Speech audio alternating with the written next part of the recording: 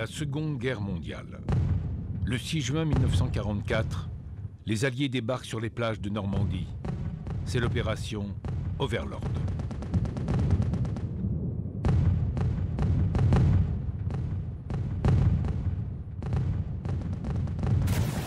À Omaha Beach et Utah Beach, où ces images d'hier et d'aujourd'hui ont été tournées, l'armée américaine affronte l'armée allemande.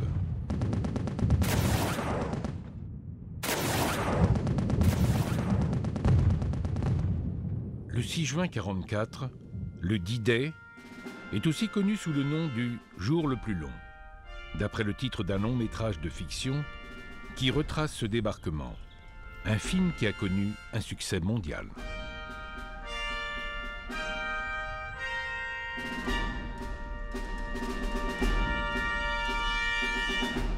Mais il y a eu un autre débarquement américain en France. Sans John Wayne ni combat celui-là. C'était en 1917, lors de la Première Guerre mondiale, dans l'ouest de la France, sur la façade atlantique. À Nantes, à Saint-Nazaire, à Bordeaux et à Brest. C'est cette histoire que nous allons maintenant vous raconter, l'histoire du premier jour le plus long.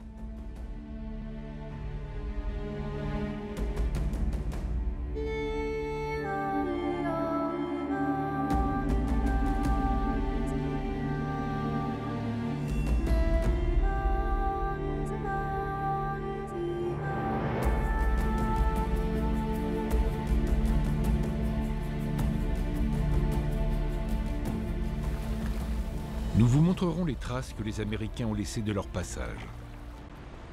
Nous irons à Saint-Nazaire, où ils ont acheminé l'essentiel de leur matériel.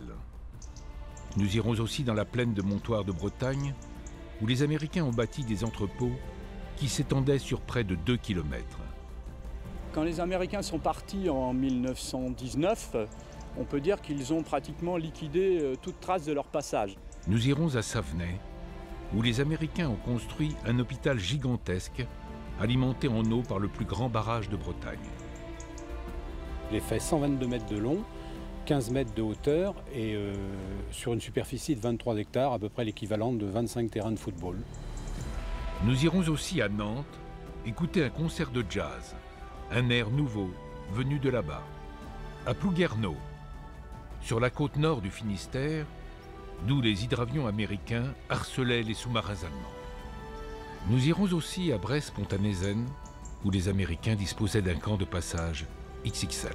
Pendant la construction de la ligne du tramway, le portique d'entrée du camp américain de Ponta a été enterré.